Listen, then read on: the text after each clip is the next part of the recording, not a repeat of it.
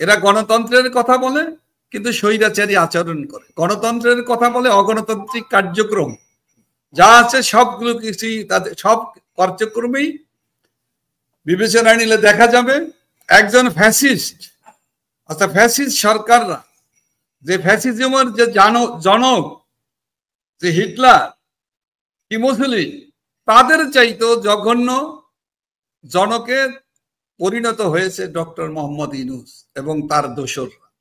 আজকে গোটা দেশের মানুষ আতঙ্কগ্রস্ত। আমরা প্রতিদিনই দেখি রাষ্ট্রযন্ত্রকে ব্যবহার করে ঘোষণা দেয় গ্রেপ্তার করা হবে, ডেভিল হান্ট পরিচালনা করা হবে। ডেভিলদের গ্রেপ্তার না করে আওয়ামী লীগের নেতা কর্মীদের গ্রেপ্তার করা হয়। ডেভিলদের গ্রেপ্তার না করে, সন্ত্রাসীদের গ্রেপ্তার না করে, খুনিদের গ্রেপ্তার না করে, লুটেরাদের গ্রেপ্তার না করে আওয়ামী লীগের শান্তিপূর্ণ, ছাত্রলীগের শান্তিপূর্ণ গণতান্ত্রিক শক্তি পূজারী দল হলো বাংলাদেশ আওয়ামী লীগ, যার জন্ম থেকে অনেকের জানার খুব আগ্রহ যে লকডাউনে যদি বাধা দেওয়া হয়, লকডাউনে আপনাদের কোনো নাম টেনে আপনার কর্ম করতে যদি না দেয় তারা, আপনারা তখন কি নতুন কি কর্মসূচি নিয়ে চিন্তা করেন আপনারা? দেখুন, লকডাউন কর্মসূচি একটা গণতান্ত্রিক কর্মসূচি। গণতান্ত্রিক আন্দোলনকে গণবিস্ফোরণে, গণ অভ্যুত্থানে আমরা পরিণত করতে চাই এবং বাংলাদেশের মানুষ অধীর আগ্রহে সেই আন্দোলনকে শরিক হওয়ার জন্য প্রস্তুত। আওয়ামী লীগের যুগ্ম সাধারণ সম্পাদক আফম বাউদ্দিন নাসিম, তার কাছে। নাসিম ভাই, আপনাকে শুভেচ্ছা। আপনাকেও শুভেচ্ছা। ঢাকার লকডাউন শব্দটা আমরা করোনার সময় ব্যাপক একটা আলোচিত বিষয় ছিল। মানে সবকিছু বন্ধ, ট্রান্সপোর্ট বন্ধ, মানুষের মুভমেন্ট বন্ধ, কারণ মুভমেন্টের মাধ্যমে মহামারী ছড়িয়ে পড়ছিল। এবং এই নামে লকডাউন গত আন্দোলনের সময় আমরা দেখেছি, তারা হরতাল বলে নাই, অবরোধ বলে নাই, লকডাউন, ব্লকেড, এই ধরনের কর্মসূচির কথা বলেছে। আওয়ামী লীগ কেন এই নামটা এই মুহূর্তে বেছে নিল, এটা একটা প্রশ্ন আছে অনেকের মাঝে। আপনি কি বলবেন এটা? প্রশ্ন থাকলে তো অনেকে অনেক ধরনের প্রশ্ন করতেই পারে, এটা তো তার অধিকার। আমি তাদের প্রশ্ন নিয়ে তো আমি উত্তর দিতে পারবো না, আর কেনই তারা এই প্রশ্ন করেছে এটাও আমি জিজ্ঞাসা করতে চাই না। তবে একটা জিনিস হলো, লকডাউন, ঢাকায় লকডাউন বাংলাদেশ আওয়ামী লীগের পক্ষ থেকে এবং বাংলাদেশ আওয়ামী লীগের সিদ্ধান্ত নিয়ে আওয়ামী লীগের সকল সহযোগী সংগঠন, বাংলাদেশ ছাত্রলীগ, ভ্রাতৃপ্রতিম সংগঠন এবং বাংলাদেশ আওয়ামী যুবলীগ, বাংলাদেশ আওয়ামী স্বেচ্ছাসেবক লীগ, শ্রমিক লীগ, কৃষক লীগ, মহিলা আওয়ামী লীগ, যুব মহিলা লীগ সহ সকল সহযোগী সংগঠনের সমন্বিতভাবেই লকডাউন ঢাকা কর্মসূচি আওয়ামী লীগের পক্ষ থেকে ঘোষণা করা হয়েছে। এটা একটি গণতান্ত্রিক আন্দোলনের একটি রাজনৈতিক কর্মসূচি। এই কর্মসূচিটি পালনের জন্য আমরা ঢাকাবাসী সহ দেশবাসীকেই আমরা আহ্বান জানিয়েছি। এই কর্মসূচি শুধুমাত্র আওয়ামী লীগের কর্মসূচি হিসাবে কিন্তু আমরা বিবেচনায় নেইনি।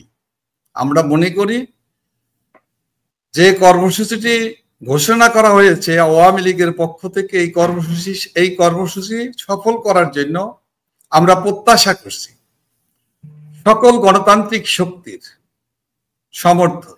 আমরা সকল রাজনৈতিক দল যারা বাংলাদেশে একটি গণতান্ত্রিক শাসন ব্যবস্থা, সাংবিধানিক শাসন ব্যবস্থা প্রতিষ্ঠিত হোক, যারা বাংলাদেশে প্রগতিশীল যে রাজনৈতিক দলগুলো আছে, যারা আর যাই হোক যে বাংলাদেশ বিরোধী শক্তি, সেই শক্তির সমর্থন নিয়েই এবং 14 দলের শরিক সংগঠনগুলোর সাথে আমরা সংযুক্তি রেখেই আমরা বাংলাদেশের তরুণ প্রজন্ম, নবীন প্রজন্ম, শ্রমজীবী মানুষ, মেহনতি মানুষ, নিম্নবিত্তের মানুষ থেকে আরম্ভ করে সর্বপর্যায়ের মানুষের, সকল শ্রেণী পেশার মানুষের পক্ষ থেকেই এই লকডাউন কর্মসূচি ঘোষণা করা হয়েছে। দেখবেন আপনি এটার একটা ধারাবাহিকতা আছে। ধারাবাহিকতাটা কিন্তু হঠাৎ করেই লকডাউন দেওয়া হয়নি। লকডাউনের আপনি যে ভাষায় ব্যাখ্যা করেছেন সেটা এক ধরনের, কিন্তু রাজনৈতিক পরিভাষাটা কিন্তু একটা ভিন্ন মাত্রা আছে। এই কর্মসূচিটি আমরা মনে করি বাংলাদেশের মানুষ দীর্ঘ 16 মাস অবৈধ দখলদার, অনির্বাচিত, অসাংবিধানিক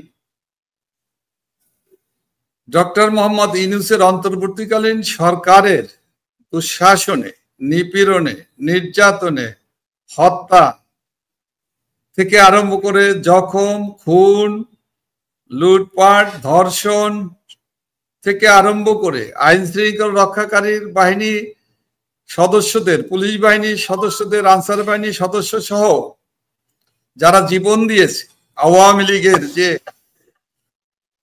হাজার হাজার নেতাকর্মীর উপর আঘাত করা হয়েছে, হত্যা করা হয়েছে, অসংখ্য আওয়ামী লীগের নেতাকর্মী সহ বিভিন্ন শ্রেণী পেশার মানুষ, সাংবাদিক, সাহিত্যিক, শ্রমজীবী মানুষ থেকে আরম্ভ করে পেশাজীবী কেউই কিন্তু রেহাই পায়। লুটপাট, অগ্নিসন্ত্রাস, অগ্নিসংযোগ, থানা লুট, 460টির মতো পুলিশ স্টেশন, থানা লুট, অস্ত্র লুট, গোলা বারুদ লুট, জেলখানা, জেল কারাগার লুট করে দেশের চরম যে ক্ষতিটি এই 16 মাসে করেছে এই অবৈধ দখলদার সরকারের নেতৃত্বে ডক্টর মোহাম্মদ ইউনূসের সরাসরি নির্দেশে বাংলাদেশ একটি সন্ত্রাসীদের, জঙ্গিদের রাজত্বে পরিণত হয়েছে। এখানে আইনের শাসন নাই, এখানে গণতান্ত্রিক অধিকার নেই, এখানে আইন শৃঙ্খলার চরম অবনতি, মানুষের বাক স্বাধীনতা নাই, কথা বলার অধিকার নাই, সাংবাদিকরা কোনো সত্য বস্তুনিষ্ঠ সংবাদ পরিবেশন করতে পারে না, সকল গণমাধ্যমে রাখা হয়েছে। আপনারা একটা বিশেষ একটা পরিস্থিতিতে আছেন। আপনারা আগে আপনারা ধরেন দেশে যখন ছিলেন আপনারা সিদ্ধান্ত নিতেন, দলীয় একটা বৈঠক হতো, বৈঠকের মাধ্যমে এগুলা কর্মসূচিগুলো নেওয়া হতো এবং কর্মসূচি প্রস্তুতি গুলো এইভাবে নেওয়া হতো। এখন এই মুহূর্তে যে অবস্থায় আছেন, সিদ্ধান্ত নেওয়ার প্রক্রিয়াটা কি এখন আপনাদের? দেখুন,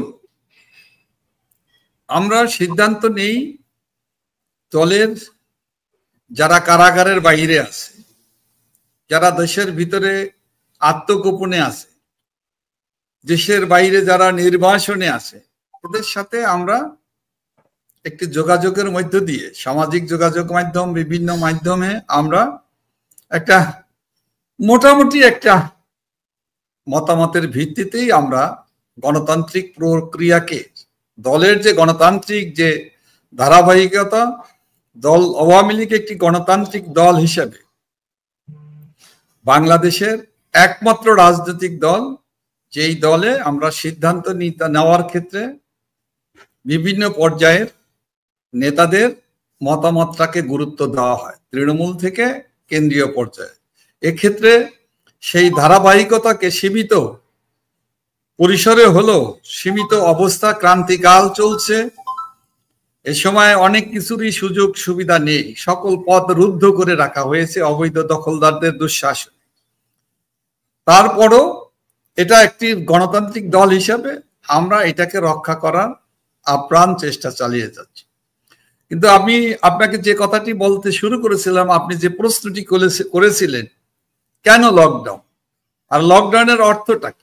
এখন এই যে কেন সাথে যুক্ত করেন, যেটা 13 তারিখ একটা ডেট দিয়েছেন, 13 নভেম্বর আমরা আরেকটা তারিখ জানি, ওই দিন এই ইউনূসের যে ট্রায়াল, যেটা ক্যাঙ্গারু কোর্ট যেটাকে আপনারা বলছেন, সেই ক্যাঙ্গারু কোর্টে একটা দিন তারিখ ঠিক করা আছে, সেই দিন তারা জানাবে কবে শেখ হাসিনার মামলার রায় ঘোষণা করা হবে।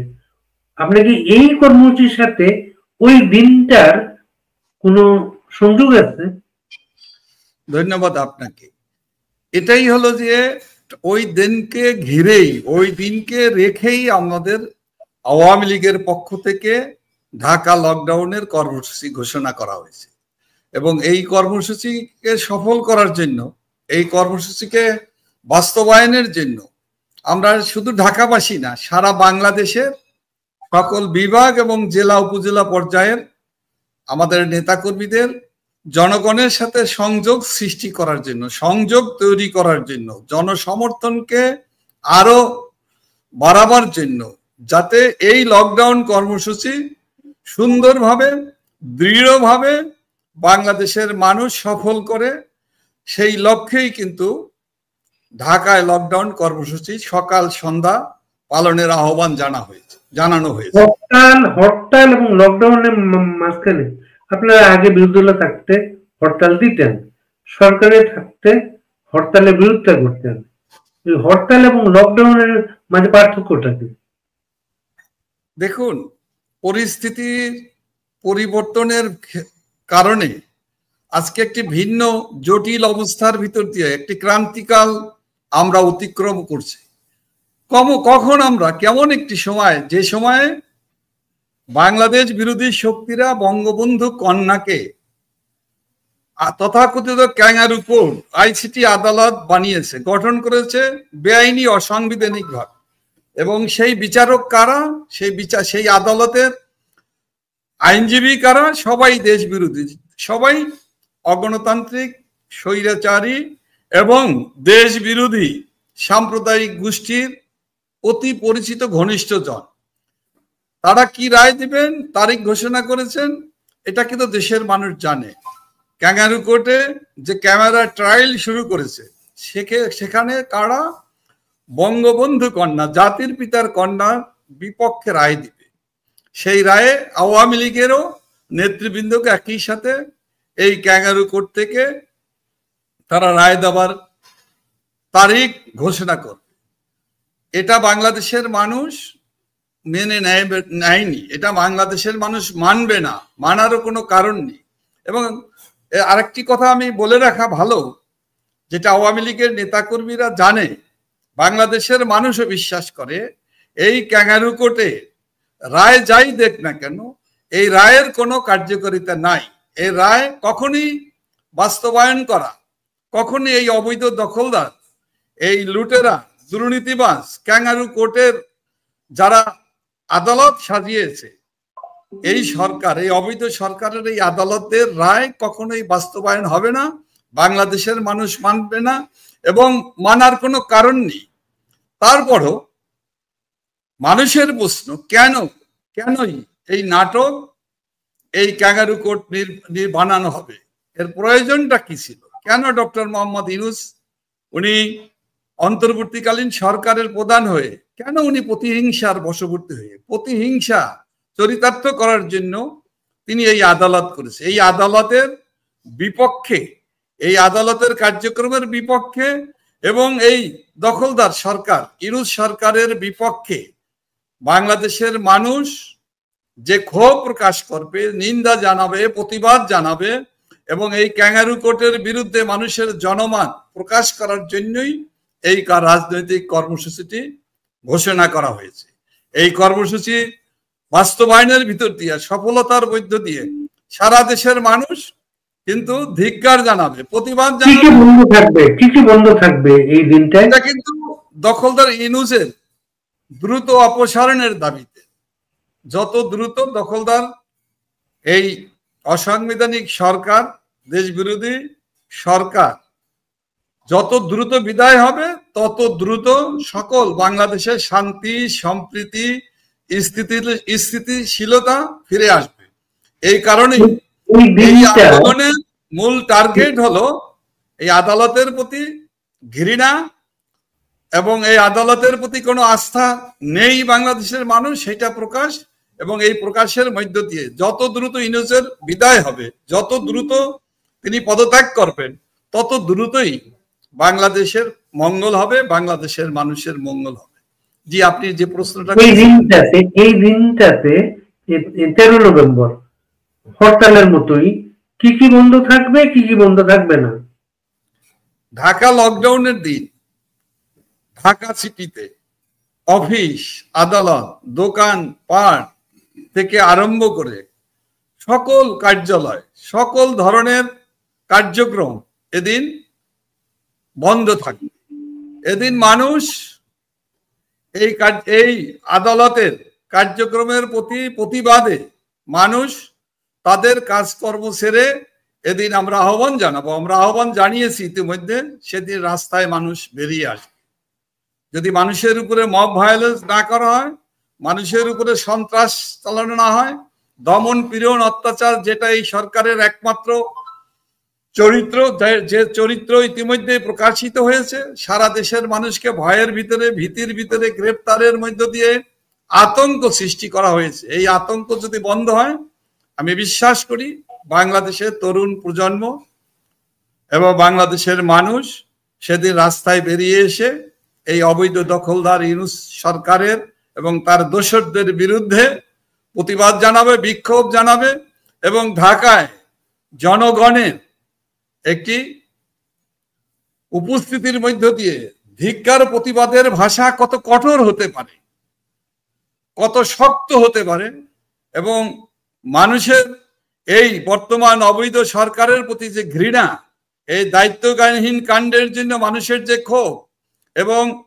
অন্যায় কার্যক্রমকে, সন্ত্রাসীদেরকে, জঙ্গিদেরকে এবং বাংলাদেশ বিরোধী আইএসের এজেন্টদেরকে বাংলাদেশকে দখল দিয়ে দেওয়ার জন্য, বাংলাদেশের মানুষের অধিকার, বাংলাদেশের মানুষের স্বাধীনতা, সার্বভৌমত্ব, অখণ্ডতা এটা নষ্ট করার জন্য যেই ব্যক্তিটি সবচাইতে নেতিবাচক ভূমিকা পালন করছে, তার হাত থেকে বাংলাদেশ, বাঙালি জাতি বাঁচতে চায়, এবং সেটা হলো দখলদার ইউনূস। এবং তার বিদায়ের জন্য বাংলাদেশের মানুষ প্রতিটি মুহূর্ত তারা অপেক্ষা করছে। তারা চায় না যে আর যতদিন থাকবে এই দখলদার সরকার, ততই বাংলাদেশের ক্ষতি হবে, বাংলাদেশের মানুষের ক্ষতি হবে, বাংলাদেশের সার্বভৌমত্ব, স্বাধীনতা, বাংলাদেশের মানুষের অধিকার, বাংলাদেশের মানুষের সম্ভাবনাকে ধ্বংস করাই যার একমাত্র চিন্তা, যার একমাত্র কাজ। সেই দখলদার সরকারের বিদায়ের জন্য সেদিন ঢাকায় লকডাউন কর্মসূচি পালনের জন্য বাংলাদেশের মানুষের প্রতি, আওয়ামী লীগের নেতাকর্মীদের প্রতি সহ সকল মানুষের প্রতি আওয়ামী লীগের পক্ষ থেকে এই আহ্বান জানানো হয়েছে। এবং স্বরাষ্ট্র উপদেষ্টা এবং প্রেস সচিব দুইজন জানিয়েছেন এই কর্মসূচি প্রতিহত করার জন্য তারা সব ধরনের ব্যবস্থা নেবেন, সেই নির্দেশ দেয়া হয়েছে। দেখুন, সরকারের অবৈধ উপদেষ্টা পরিষদ এবং তার সাথে তার প্রেস সচিব, আমি নাম উচ্চারণ করতে চাই না, ইতিমধ্যেই তিনি একটা বিশেষণে ব্যাপকভাবে পরিচিতি লাভ করেছে, ডাস্টবিন। আমি সেই জায়গায় দাঁড়িয়ে আমি বলতে চাই, সবসময় তারা এ ধরনের রাষ্ট্রযন্ত্রকে ব্যবহার করে। রাষ্ট্রের জনগণ, রাষ্ট্রের মালিক হলো জনগণ, সেই জনগণকে তারা ভয় দেখায়। এবং একটি মানুষেরও যে অধিকার আছে কথা বলার, একজন মানুষের অধিকার আছে মত প্রকাশে, সে সংখ্যায় কম হোক আর বেশি হোক, তাকে দমন করা, তাকে ভয় দেখানো, তাকে হুমকি দেওয়া, এটা নজিরবিহীন। এটা বিশ্বের কোথাও এটা ঘটেনি, কিন্তু বাংলাদেশে এই অবৈধ দখলদাররা তারা এটা চালিয়ে যাচ্ছে।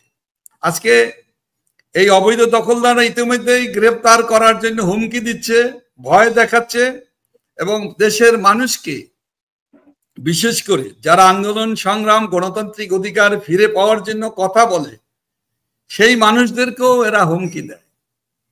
এরা গণতন্ত্রের কথা বলে কিন্তু স্বৈরাচারী আচরণ করে, গণতন্ত্রের কথা বলে অগণতান্ত্রিক কার্যক্রম যা আছে সবগুলো কিছুই, তাদের সব কার্যক্রমেই বিবেচনায় নিলে দেখা যাবে একজন ফ্যাসিস্ট অর্থাৎ ফ্যাসিস্ট সরকাররা, যে ফ্যাসিজমের যে জনক যে হিটলার কি মুসলিম, তাদের চাইতো জঘন্য জনকে পরিণত হয়েছে ডক্টর মোহাম্মদ ইউনূস এবং তার দোসররা। আজকে গোটা দেশের মানুষ আতঙ্কগ্রস্ত। আমরা প্রতিদিনই দেখি রাষ্ট্রযন্ত্রকে ব্যবহার করে ঘোষণা দেয় গ্রেপ্তার করা হবে, ডেভিল হান্ট পরিচালনা করা হবে। ডেভিলদের গ্রেপ্তার না করে আওয়ামী লীগের নেতা কর্মীদের গ্রেপ্তার করা হয়। ডেভিলদের গ্রেপ্তার না করে, সন্ত্রাসীদের গ্রেপ্তার না করে, খুনিদের গ্রেপ্তার না করে, লুটেরাদের গ্রেপ্তার না করে আওয়ামী লীগের শান্তিপূর্ণ, ছাত্রলীগের শান্তিপূর্ণ গণতান্ত্রিক শক্তি পূজারী দল হলো বাংলাদেশ আওয়ামী লীগ, যার জন্ম থেকে অনেকের জানার খুব আগ্রহ যে লকডাউনে যদি বাধা দেওয়া হয়, লকডাউনে আপনাদের কোনো নাম টেনে আপনার কর্মী করতে যদি না দেয় তারা, আপনারা তখন কি নতুন কি কর্মসূচি নিয়ে চিন্তা করেন আপনারা? দেখুন, লকডাউন কর্মসূচি একটা গণতান্ত্রিক কর্মসূচি। গণতান্ত্রিক আন্দোলনকে গণবিস্ফোরণে, গণ অভ্যুত্থানে আমরা পরিণত করতে চাই এবং বাংলাদেশের মানুষ অধীর আগ্রহে সেই আন্দোলনকে শরিক হওয়ার জন্য প্রস্তুত। যখনই মানুষের উপর আঘাত আসবে, মানুষ কিন্তু পাল্টা আঘাত করবে, প্রতিঘাত করবে, এটাই মানুষের নেচার। আওয়ামী লীগকে নিষিদ্ধ করে বাংলাদেশের সবচাইতে বৃহত্তম এবং জনপ্রিয় রাজনৈতিক দলকে নিষিদ্ধ করে, সাংগঠনিক কার্যক্রমকে বন্ধ করে তারা মনে করে থাকে, যারা এই দোসররা, এই অবৈধ দখলদাররা ভেবেছে যে বাংলাদেশের মানুষকে দমিয়ে রাখবে, বাংলাদেশের মানুষ প্রতিবাদ করবে না। কিন্তু দেখেন, ইতিমধ্যেই বাংলাদেশের মানুষের প্রতিবাদের ভাষা, প্রতিবাদের যে তাদের যে কর্মকাণ্ড বিভিন্নভাবে প্রকাশিত হচ্ছে। মানুষ জেগে উঠছে, মানুষ জেগে ওঠার যে সিমটম গুলো সেটা কিন্তু প্রকাশিত হচ্ছে। এখন কিন্তু সামাজিক মাধ্যমগুলোতেও এই সাংবাদিক গণমাধ্যমগুলোকে নিয়ন্ত্রণ করলেও মানুষের মুখের ভাষা, হৃদয়ের ভাষা, মানুষের মত প্রকাশের যে জায়গাগুলো আছে সেই জায়গাগুলো থেকে কিন্তু মানুষ বলছে, বারবার বলছে, বিশেষ করে নিম্নবিত্তের মানুষরা বলছে, শেখ হাসিনার শাসন আমলেই আমরা ভালো ছিলাম, শেখ হাসিনার শাসন আমলেই আমরা ভালো করে বসবাস করতে পেরেছিলাম। আইন শৃঙ্খলা আপনাদের দলের অনেকে সামাজিক যোগাযোগ মাধ্যমে এই কর্মসূচি গুলা যখন আপনারা ঘোষণা করেন, তখন অনেকে মন্তব্য করেন যেটা যে আপনারা নিরাপদ অবস্থানে থেকে তাদেরকে গ্রেফতারের মুখে ঠেলে দিচ্ছেন। এবং এক একটা কর্মসূচি মানে হচ্ছে পুলিশের এবং জেল কর্তৃপক্ষ, জেলখানা মানে গ্রেফতার বাণিজ্য, যেটা একজনের জামিন হচ্ছে তো জেল কেটে তাকে আরেকটা মামলায় গ্রেফতার দেখানো হচ্ছে। এর মাধ্যমে আজকে আমাদের অনুষ্ঠানে ইউটিউবার সাব্বির যে ছেলেটা, ওকে আমরা এনেছিলাম, ওর অভিজ্ঞতা বললো আর কি, যে বারবার জামিন হচ্ছে, বারবার জেলখানায় জেল গেটে আরেকটা মামলায় আটক করা হচ্ছে। এইভাবে কিন্তু বিশাল একটা বাণিজ্যের দিকে দেশটা পড়ে আছে। এটা যদি আপনি এটাকে যদি বাণিজ্য বলতে পারেন, কিন্তু একটি রাষ্ট্রে একটি রাষ্ট্র যেখানে সুশাসন আছে অথবা গণতান্ত্রিক শাসন আছে, সেখানে কিন্তু এইভাবে বাণিজ্য অথবা মামলা হতে পারে না। এর দায়ীকে অবৈধ দখলদার ইউনূস সরকার। আর আমরা যে আন্দোলনের কর্মসূচি ঘোষণা করা হয়েছে সেটাকে ঘিরে আমাদের নেতাকর্মীদের, তৃণমূলের নেতাকর্মীদের উপরে আঘাত আসবে, গ্রেপ্তার করবে এবং আমাদের নেতাকর্মীরা ইতিমধ্যেই কিন্তু অসংখ্য নেতাকর্মী গ্রেপ্তার হয়েছে এবং গ্রেপ্তার হওয়ার পরও আপনি দেখবেন আওয়ামী লীগের নেতা কর্মীরা এবং সাধারণ মানুষও এই দখলদার সরকারের হাত থেকে বাঁচতে চাওয়ার জন্য তারা গ্রেপ্তার হতেও তাদের কোনো আপত্তি নেই। দেখবেন মানুষ কিন্তু এখন মিছিলের সংখ্যা যেমন প্রতিদিন বাড়ছে, এবং এটা গাণিতিক হারে না, এটা জ্যামিতিক হারে এই সরকারের বিরুদ্ধে ক্ষোভ প্রকাশের একমাত্র জায়গা তো বিক্ষোভ, মিছিল, প্রতিবাদ, প্রতিরোধ, এর পরিমাণটা কিন্তু প্রতিদিন বাড়তেছে। এবং এই মিছিলের সংখ্যাই শুধু বাড়তেছে, মিছিলের দৈর্ঘ্যও কিন্তু বৃদ্ধি পাচ্ছে। এবং এটা হলো যে এই সরকারের অযোগ্যতা, ব্যর্থতা এবং এই সরকারের হীনমন্যতা এবং দুর্নীতি, স্বজনপ্রীতি এবং অর্থ লিপ্সা, এই সরকারের প্রতি মানুষের আর কোনো আস্থার, বিশ্বাসের ন্যূনতম জায়গায় এরা নেই। সে কারণে আমাদের নেতাকর্মীদের উপরে আঘাত করে, বাংলাদেশের মুক্তিকামী মানুষের উপরে গ্রেপ্তার করে, ভয় দেখিয়ে, বাণিজ্য করে, গ্রেপ্তার বাণিজ্য করে, মামলা বাণিজ্য করে, গণগ্রেপ্তার করে বাঙালি জাতিকে দাবিয়ে রাখা এত সহজ নয়। আমাদের অভিজ্ঞতা বলে, আর ইতিহাস সাক্ষ্য দেয় যে বাংলাদেশের মানুষ ঘুরে দাঁড়াতে জানে। বাংলাদেশের মানুষ, আমি লকডাউনকে কেন্দ্র করে আপনাদের একটা পোস্টার অনলাইনে আমি পেয়েছি, সেখানে বলা হচ্ছে 10, 11, 12, 13 নভেম্বর সোম, মঙ্গল, বুধ, বৃহস্পতি সারা দেশে জেলা উপজেলা পর্যায়ে বিক্ষোভ প্রতিবাদ মিছিল। আর লকডাউনের দিন আপনাদের অফিস আদালত, দোকানপাট, যানবাহন ও কলকারখানা বন্ধের কথা বলা হয়েছে, কিন্তু স্কুল কলেজ নিয়ে কোনো বক্তব্য নাই। কিন্তু এই কর্মসূচি আমি আপনাকে মানে 13 তারিখ বঙ্গবন্ধু কন্যার আই তথাকথিত ক্যাঙ্গারু কোর্টের আদালতে রায়ের তারিখ ঘোষণা করাকে কারণে ওই দিন ঢাকাতে লকডাউন কর্মসূচি ঘোষণা করা হয়েছে। সেখানে কিন্তু স্কুল কলেজ থেকে আরম্ভ করে ব্যবসা বাণিজ্য প্রতিষ্ঠান এবং সরকারি প্রতিষ্ঠান, অফিস আদালত, দোকানপাট, কলকারখানা যাই এর আওতায় পড়বে সবকিছুই এদিন বন্ধ থাকবে। সবকিছুকেই এর আওতায় আনা হয়েছে। জনগণের সারা বাংলাদেশে যে ওয়েব সৃষ্টি হবে, সেই ওয়েবের আলোকে ঢাকা থেকে সারা বাংলাদেশের যোগাযোগ ন্যাচারালি বিচ্ছিন্ন হয়ে যাবে। এবং এভাবেই আমরা গণতান্ত্রিক দল হিসাবে অন্যায়, অবিচার, অবৈধ কর্মকাণ্ড, দখলদারিত্বের হাত থেকে এবং বাংলাদেশের সবচেয়ে জনপ্রিয় মানুষ, বাংলাদেশের নির্বাচিত প্রধানমন্ত্রী বঙ্গবন্ধু কন্যা উপরে যে আক্রোশ, যে প্রতিহিংসা ডক্টর মোহাম্মদ ইউনূস আর তার দোসররা বাস্তবায়নের জন্য যে এগিয়ে চলছে, তার বিরুদ্ধে একটি তীব্র, কড়া প্রতিবাদ এবং জনগণের হুঙ্কার প্রকাশ আমরা করতে চাই। যে হুঙ্কারের মধ্য দিয়ে, যে প্রতিবাদের মধ্য দিয়ে অনতি বিলম্বে ডক্টর মোহাম্মদ ইউনূস সরকারের পতন ঘটবে, এটা আমরা দৃঢ়ভাবে বিশ্বাস করি। এখন পর্যন্ত আওয়ামী লীগের যে কর্মসূচিগুলো আমরা দেখি, মানে মিছিল হচ্ছে, খুব অল্প সময়ের জন্য মিছিল হচ্ছে, জটিকা মিছিল। এই মিছিলকে কেন্দ্র করে কিন্তু কোনো ধরনের সহিংস ঘটনা এখন পর্যন্ত কেউ আমরা দেখি নাই। এখন শান্তিপূর্ণ কর্মসূচি আওয়ামী লীগের পক্ষ থেকে আছে। এই লকডাউন কি শান্তিপূর্ণ থাকবে, না এটা এত অশান্তি, অহিংস হয়ে উঠতে পারে?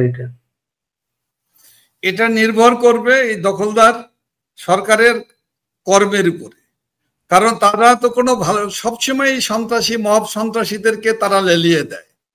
স্বৈরতান্ত্রিক গোষ্ঠীর মতো, ফ্যাসিস্টদের মতো এই খুনি ইউনূস সরকার বাংলাদেশ বিরোধী শক্তিকে যে কোনো শান্তিপূর্ণ গণতান্ত্রিক আন্দোলন, সেটা প্রাইমারি স্কুলের শিক্ষক, হাই স্কুলের শিক্ষক থেকে আরম্ভ করে বিভিন্ন পর্যায়ে আমরা ইতিমধ্যেই দেখেছি, তারা মব সন্ত্রাস করে। আওয়ামী লীগের মিছিলের উপরে, ছাত্রলীগের মিছিলের উপরে, যে কোনো শান্তিপূর্ণ কর্মসূচির উপরেই তারা মব সন্ত্রাস করে, আই রাষ্ট্রযন্ত্রকে ব্যবহার করে অন্যায়ভাবে, অবৈধভাবে।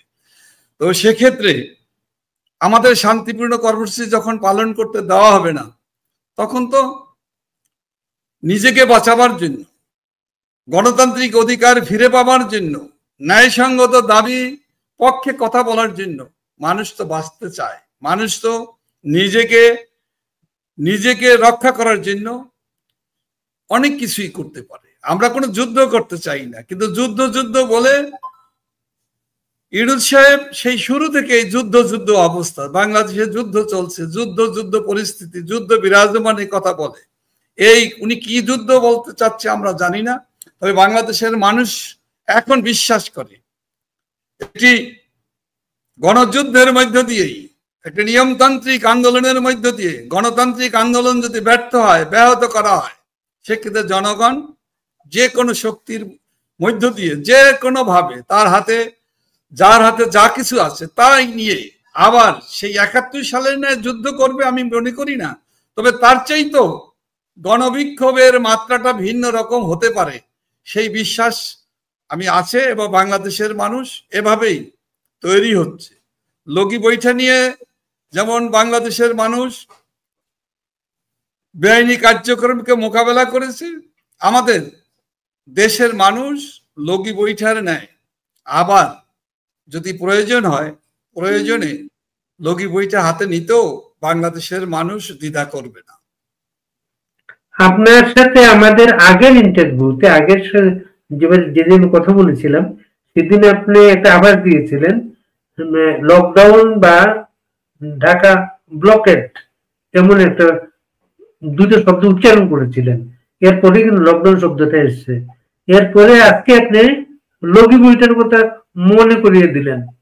পরবর্তী কর্মসূচি কি তা থাকতে পারে?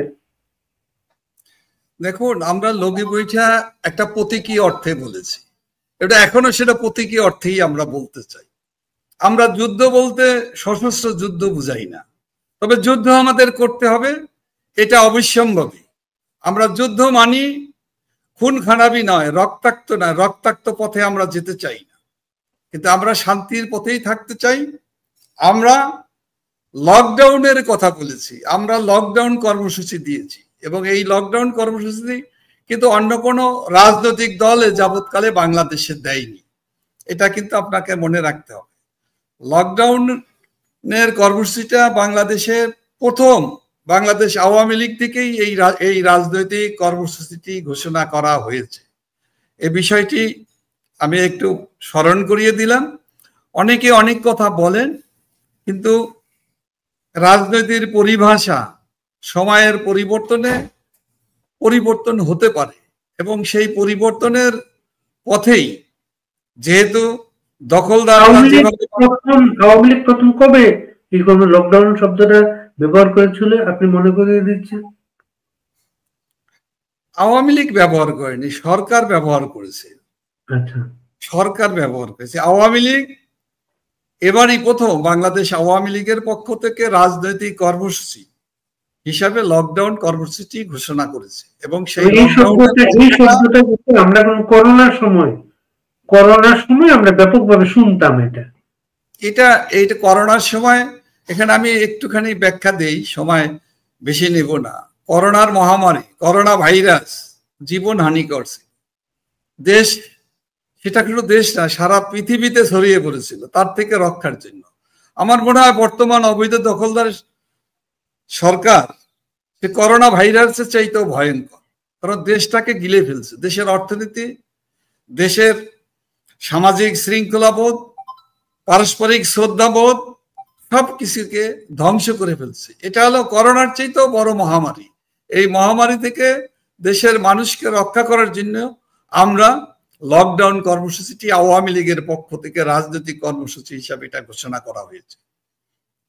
এটার সাথে কোনো দ্বন্দ্ব নেই। কাউকে অন্য কোনো রাজনৈতিক দলকে আমরা অনুসরণ করি নাই। আর কোনো ভালো কিছু থাকলে, অনুসরণ করার মতো কোনো ভালো কর্মসূচি যদি থাকে, সেটা তো গ্রহণ করা যেতেই পারে, কিন্তু এই কর্মসূচি আওয়ামী লীগের প্রথম, বাংলাদেশের প্রথম রাজনৈতিক দল হিসাবে এটা কর্মসূচি এটা ঘোষণা করা হয়েছে। আমার মনে হয় পৃথিবীতে প্রথম বাংলাদেশ আওয়ামী লীগই একমাত্র রাজনৈতিক গণতান্ত্রিক রাজনৈতিক দল, সেই দলটি লকডাউন কর্মসূচি ঘোষণা করেছে এবং এই কর্মসূচির সাথে বাংলাদেশের মানুষের সহমত আছে। সেটা আগামী 13 তারিখে এটা প্রমাণিত হবে বলে আমি বিশ্বাস করি, দৃঢ়ভাবে বিশ্বাস করি ইনশাআল্লাহ। আমি আরেকটা বিষয় আপনার দিয়ে যাই, সেটা আমরা নিউজে দেখেছি যে সেনাবাহিনীর একটা অংশ, বড় অংশ ইয়া থেকে বাইরে ডিউটি থেকে ব্যারাকে ফেরত নেওয়া হচ্ছে। সারা দেশে আপনাদের নেতা কর্মীরা যে গ্রেফতারের শিকার হচ্ছেন, হয়রানির শিকার হচ্ছেন, সেনাবাহিনী প্রত্যাহারের পরে কি পরিস্থিতি উন্নতি হতে পারে? দেখুন, সেনাবাহিনী থাকাকালীন অবস্থাতেই তো আমাদের নেতাকর্মী, সাধারণ মানুষ, ব্যবসায়ীরা সকলেই কিন্তু ক্ষতিগ্রস্ত হয়েছে। রক্ষা করার জন্য যেভাবে মানুষের প্রত্যাশা, সেই প্রত্যাশা কিন্তু পূরণ হয়নি। এই প্রত্যাশা কেন পূরণ হয়নি এর জবাব কিন্তু অন্তর্বর্তীকালীন সরকারের প্রধান ডক্টর মোহাম্মদ ইউনূসকেই দিতে হবে একদিন। আর যারা এই সেনাবাহিনী তাদের ব্যারাকে ফিরে যাবে, এটা তো খুবই সাধারণ। একটি দেশের সেনাবাহিনী আমাদের জাতীয় প্রতিষ্ঠান এবং এটা প্রাচীনতম কাল থেকেই সেনাবাহিনীর প্রতি আলাদা সম্মান ও মর্যাদা রাষ্ট্রীয়ভাবেই দেওয়া হয়, এটা নতুন কিছু না। সেই প্রতিষ্ঠানটি তার দায়িত্ব পালন করবে ব্যারাকে থেকে, সেনা আইনে, আমরাও সেটা বিশ্বাস করি। তো আমাদের গর্বিত সেনা বাহিনীকে আজকে যারা প্রশ্নবিদ্ধ করছে, আজকে যারা বিভিন্নভাবে তাদেরকে খাটো করার জন্য বিভিন্ন ধরনের বক্তব্য, বিবৃতি, হুঙ্কার দিচ্ছে, এর কোনোটাই বাঞ্ছনীয় নয়।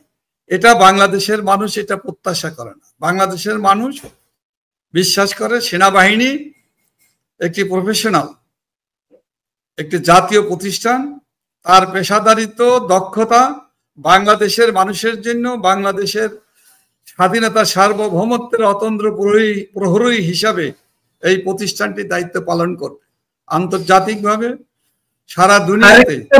দেশে আরেকটা পরিস্থিতি, দেশে আপনারা যাদের মাধ্যমে মব সন্ত্রাসের শিকার হচ্ছিলেন আপনার নেতা কর্মীরা, সেই শক্তিগুলো ইলেকশনের দিকে, ইলেকশন নিয়ে ব্যস্ত হয়ে গেছে। কে কোথায় নমিনেশন পাচ্ছেন, কে কোথায় নমিনেশন পাবেন, এগুলো নিয়ে ব্যস্ত হয়ে যাচ্ছেন। আপনারা যেহেতু মূল ইয়াতে নাই, আপনারা অন্য অন্য জায়গায় আছেন। সেটা এই ইলেকশন নিয়ে ব্যস্ত হয়ে যাওয়ার সুযোগে আপনাদেরকে রাজনৈতিক ক্ষেত্র নতুন একটা অবয়ব নিতে পারে। রাজনীতির জায়গায় থাকবে, রাজনীতিবিদরা রাজনীতি করবে, বিরাজনীতিবিদরা বিরাজনীতিকরণ করার চেষ্টা করবে, কিন্তু তারা ব্যর্থ হবে। একটি উত্তর। আরেকটি বিষয় হলো আওয়ামী লীগকে বাদ দিয়ে, আওয়ামী লীগের মতো জনপ্রিয় এবং বাংলাদেশের সর্ববৃহত্তম দল এবং এখনো বিভিন্ন বিবেচনায়, বিভিন্ন জরিপে যার জনপ্রিয়তা জনগণের বিবেচনায় আমরা দেখেছি, আমরা বিভিন্ন জরিপ আমরা দেখেছি, আমরা স্টাডি করেছি, তাতে প্রায় 60% কাছাকাছি জনমত এখনো আওয়ামী লীগের পক্ষে। আওয়ামী লীগের সভাপতি বঙ্গবন্ধু কন্যা শেখ হাসিনার পক্ষে মানুষের আস্থা, বিশ্বাস, ভালোবাসা। সেক্ষেত্রে আওয়ামী লীগকে বাদ দিয়ে যে নির্বাচন হবে, সেই নির্বাচন অর্থবহ নির্বাচন হবে না, সেই নির্বাচন গ্রহণযোগ্য নির্বাচন হবে না, সেই নির্বাচন হওয়ার কোনো নমুনাও বাংলাদেশে কিন্তু এখন পর্যন্ত আমরা দেখতে পাচ্ছি না। কারণ নির্বাচন করতে হলে যে একটি অন্তর্ভুক্তিমূলক নির্বাচন হওয়া প্রয়োজন, যেখানে সকল দলের অংশগ্রহণ করা দরকার, সুযোগ থাকতে হবে, এবং অংশগ্রহণমূলক নির্বাচন এবং জনগণের প্রত্যাশা পূরণের, জনগণের প্রত্যাশার সাথে আন্তর্জাতিক দুনিয়ার সাথে, গণতান্ত্রিক শক্তির সাথে, সংবিধানের সাথে যে সামঞ্জস্য, সেই সামঞ্জস্যতার বাইরে গিয়ে যে নির্বাচনের স্বপ্ন দ্বারা দেখছে, তারা কি স্বপ্ন দেখছে, এটা অলীক যে স্বপ্ন, সেই স্বপ্ন পূরণ হওয়ার কোনোই সম্ভাবনা আছে বলে আমরা মনে করি না। বরঞ্চ এটাকে দেশের মানুষকে 5ই আগস্ট যেভাবে প্রতারিত করা হয়েছিল, প্রতারিত করে যে ধ্বংসের পথে দেশটাকে নিয়ে যাওয়া হয়েছে, আমি মনে করি এখনো এর চেয়ে বড় ক্ষতি করার জন্য এই একই ধরনের প্রতারণার ফাঁদ ফেলা হয়েছে, যেখানে বাংলাদেশ আওয়ামী লীগ এবং আওয়ামী লীগের নেতা কর্মী, ভোটার, বাংলাদেশের গণতান্ত্রিক চেতনায় সমৃদ্ধ, অসাম্প্রদায়িক চেতনায় সমৃদ্ধ প্রগতিশীল মানুষরা, ছাত্র সমাজ, তরুণ সমাজ, এমনকি সুশীল সমাজ, বিভিন্ন শ্রেণী পেশাজীবীরা এই নির্বাচনকে মানবে না, এই নির্বাচনে ভোট দিতে যাবে না, ভোট কেন্দ্রে যাবে না, ভোট হওয়ারও কোনো সুযোগ আছে বলে এখন পর্যন্ত বাংলাদেশের মানুষও মনে করে না। এবং যারা রাজনৈতিক বিশ্লেষক, যারা গবেষক, রাষ্ট্রবিজ্ঞানী থেকে আরম্ভ করে বাংলাদেশের বিভিন্ন প্রতিষ্ঠানে, বিভিন্ন রাষ্ট্রীয় প্রতিষ্ঠান থেকে আরম্ভ করে আন্তর্জাতিক প্রতিষ্ঠানগুলো যারা বাংলাদেশের দিকে দৃষ্টি রাখছে, তারাও কিন্তু এমনটা ভাবে না। সেক্ষেত্রে এই নির্বাচন নিয়ে এবং নির্বাচনের পরবর্তী কি হবে এটা নিয়ে আওয়ামী লীগের নেতা কর্মীদের ভাবনা নাই। ভাবনা একটাই, যত দ্রুত এই অবৈধ দখলদার সরকারকে বিদায় করে নতুন করে আমাদের আবার স্বপ্ন যাত্রা, ঘুরে দাঁড়াবার যাত্রা, মানুষের অধিকার প্রতিষ্ঠার সংগ্রামে আমরা আবার ঐকান্তিক ভাবে সকলে মিলে কাজ করবো দেশের রত্ন শেখ হাসিনার। তফসিল ঘোষণার আগেই বিএনপি যে মনোনয়ন ঘোষণা করেছে, এটাকে আপনারা কিভাবে দেখেন? দেখুন, এ ধরনের অতীতের ইতিহাস আছে, সাক্ষ্য আছে। মনোনয়ন বাণিজ্যটা কারা বাংলাদেশে শুরু করেছে, এটার একটা প্রাতিষ্ঠানিক রূপ কিভাবে হয়েছে এটা ব্যাখ্যা করে বলার কোনো অবকাশ রাখে না। তবে আমি একটি কথাই শুধু বলবো যে পৃথিবীর ইতিহাসে, গণতান্ত্রিক নির্বাচনের ইতিহাসে মনোনয়নপত্র দাখিলের তারিখের ঠিক নেই, তার আগেই মনোনয়ন সিদ্ধান্ত দিয়ে দেওয়া হলো। এর মানেটা কি?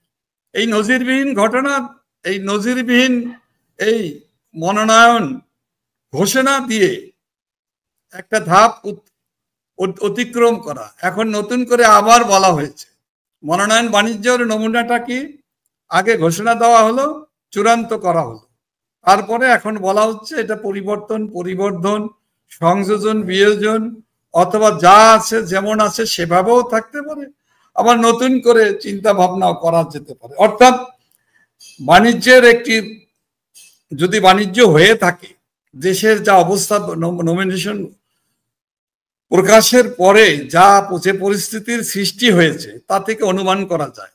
এখন আবার নতুন অনুমান, নতুন পথে নতুন একটি কৌশল অবলম্বন করা হলো, তার পরিণতিও যে মনোনয়ন বাণিজ্য হবে না এই কথার গ্যারান্টি তো আমি কিভাবে দেব? এটা আগামী দিনে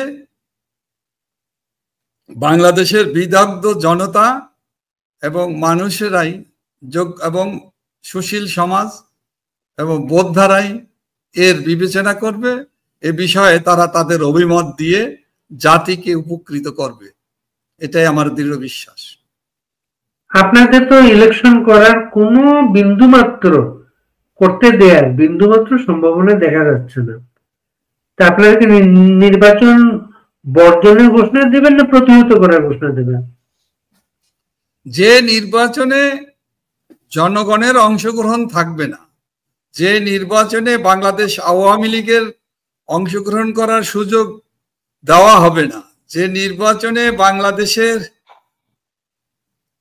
মানুষের মতামত প্রকাশের সুযোগ থাকবে না, সেই নির্বাচনে বাংলাদেশের মানুষ ভোট দিতে যাবে না। আওয়ামী লীগের নেতাকর্মীরা, ভোটাররা, সমর্থকরা যেমন ভোট দিতে যাবে না, সেই ভোট কেন্দ্রে যাবে না, ভোট দিবে না। অতএব সেই নির্বাচনে যে অর্থবহ নির্বাচন হবে না, সেই নির্বাচন যে খণ্ডিত নির্বাচন হবে, সেই নির্বাচন যে একটি স্বার্থান্বেষী মহলের দালাল দোসরদের স্বার্থ বাস্তবায়নের জন্য, তাদের প্রভুদের স্বার্থ রক্ষার জন্য যে নির্বাচন, সেই নির্বাচনে বাংলাদেশের মানুষ অংশগ্রহণ করবে না, করতে পারে না। আমরাও সেই নির্বাচনে অংশগ্রহণ করব না। আমাদের ভোটাররা, আমাদের সমর্থকরা যেমন ভোট কেন্দ্রে যাবে না, প্রয়োজনে বাংলাদেশের মানুষ যদি প্রয়োজন বোধ করে সেক্ষেত্রে নির্বাচন বন্ধ কিভাবে করতে হয় অতীতের অনেক ইতিহাস আছে। 93 সালের 15ই ফেব্রুয়ারি মার্কা নির্বাচন বাংলাদেশের মানুষ অংশগ্রহণই শুধু করেনি, অনেক কিছু করেছে। ইয়াহিয়া খান কিন্তু 1971 সালের মহান মুক্তিযুদ্ধের সময় একটা নির্বাচন করার চেষ্টা করেছে, সেটাও কিন্তু ব্যর্থ হয়েছে। সুতরাং বাংলাদেশের ইতিহাস আছে, সাক্ষ্য আছে, ঐতিহ্য আছে। চাইলেই অন্যায় করে অথবা ক্ষমতা বল প্রয়োগ করে, শক্তি প্রয়োগ করে বাংলাদেশের মানুষের মতকে, বাংলাদেশের মানুষের স্বাধীনতা, সার্বভৌমত্ব, মৌলিক অধিকার, ভোট প্রয়োগের অধিকার, নির্বাচনে দাঁড়াবার অধিকার বঞ্চিত করে কেউ নির্বাচন করা এত সহজ নয়, এটা সম্ভব নয়। ধন্যবাদ। প্রথম আলো সম্পাদক একটা লেখায় লিখেছেন, সাবেক প্রধানমন্ত্রী শেখ হাসিনা প্রথম আলোর বিরুদ্ধে সংসদে বক্তব্য রেখেছিলেন, তিনি আজকে দেশ ছাড়া, এবং তারা এই যে মন্তব্যটা প্রথম আলো সম্পাদকের, কোন মন্তব্য করবেন এটি আপনার? আমি কাশির কারণে আরেকবার বলেন। প্রথম আলো সম্পাদক প্রথম আলো প্রতিষ্ঠা বার্ষিকীতে একটা লেখায় মনে করিয়ে দিয়েছেন শেখ হাসিনা সংসদে দাঁড়িয়ে প্রথম আলোর বিরুদ্ধাচরণ করেছিলেন, তিনি আজকে দেশ ছাড়া, এবং তারা দেশে পত্রিকা, সবচেয়ে জনপ্রিয় পত্রিকাটা পরিচালনা করছেন। দেখুন, আমাদের ক্ষোভ কখনোই প্রথম আলো পত্রিকার বিপক্ষে ছিল। প্রথম আলোর সাংবাদিকদের বিরুদ্ধে আমাদের কোনো মতামত, আমাদের নেত্রী মতামত দেননি, বক্তব্য দেননি। দিয়েছেন কোন একটি সুনির্দিষ্ট একজন ব্যক্তিকে, যার উদ্দেশ্য, তার লক্ষ্যই ছিল বঙ্গবন্ধু কন্যা দেশরত্ন শেখ হাসিনার দলকে, গণতান্ত্রিক প্রতিষ্ঠানকে, রাজনৈতিক আন্দোলনের নেতৃত্ব দানকারী দলটাকে ক্ষতি করা এবং সাম্প্রদায়িক জঙ্গিবাদী গোষ্ঠী, সন্ত্রাসী গোষ্ঠীর পৃষ্ঠপোষকতাকারীদের বিপক্ষে ইঙ্গিত করে আমাদের মাননীয় নেত্রী বক্তব্য রেখেছেন।